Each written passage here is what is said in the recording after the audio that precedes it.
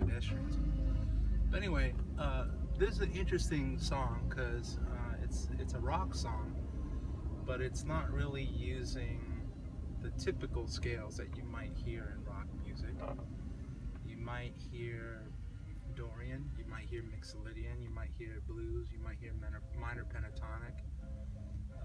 Sometimes you hear the major scale in rock music, but in this particular song, we have da da da minor scale already. Da, da, da, da. Oh, whoa! What note is that? It's a very classical sounding note because classical music gave birth to this particular scale where these notes are in a particular arrangement in relationship to each other. Da, da, can you hear it? Da, da. Funky note. Song's over, but the idea is that's called a harmonic minor scale, where you go da da da da da da da da. And so this is the main note, but all the other notes in there you might expect to be in a certain arrangement. If you're familiar with the minor scale and the harmonic minor scale and the different variations that you can make on the minor scale, you already know what I'm talking about. But for those who don't know, you can change where a note is in position relative to the other notes, and you get a completely different sound. And the smallest distance that you can do this with is a half step. The natural minor scale and the harmonic minor scale, which is the one we just heard, the natural minor scale and the harmonic minor scale differ by one half step, just one. And later on in the song, or earlier in the song actually, before this video, in the song, they used the natural minor scale for a bit. It was pretty cool.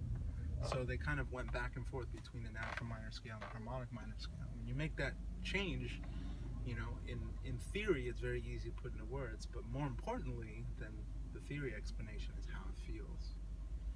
And it feels cool.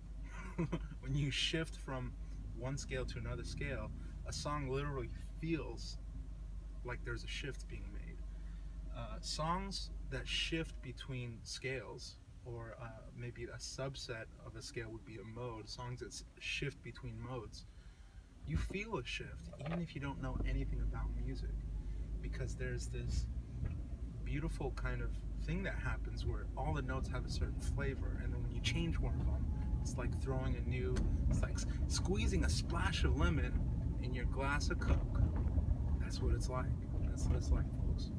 I wish I could go more in depth, but I'm in the car and I'm trying not to, spend all of my focus on trying to, talk about modes and scales. But it's really, really cool when you get to, explore this stuff for yourself.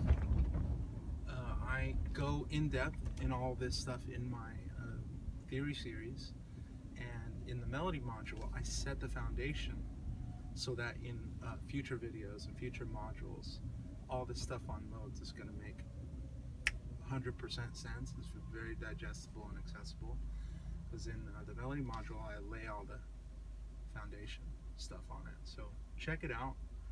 If you haven't seen it, check the first 3 episodes out for free.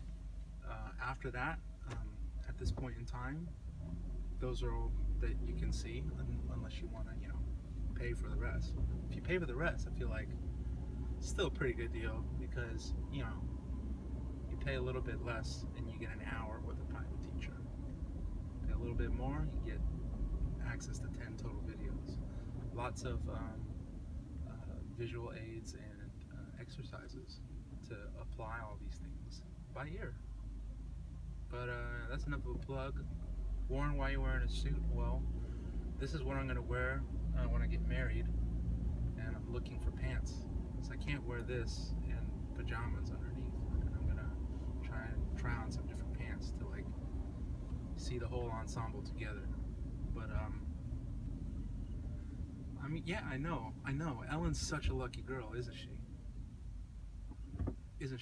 Okay, alright, that's enough for today. Peace out.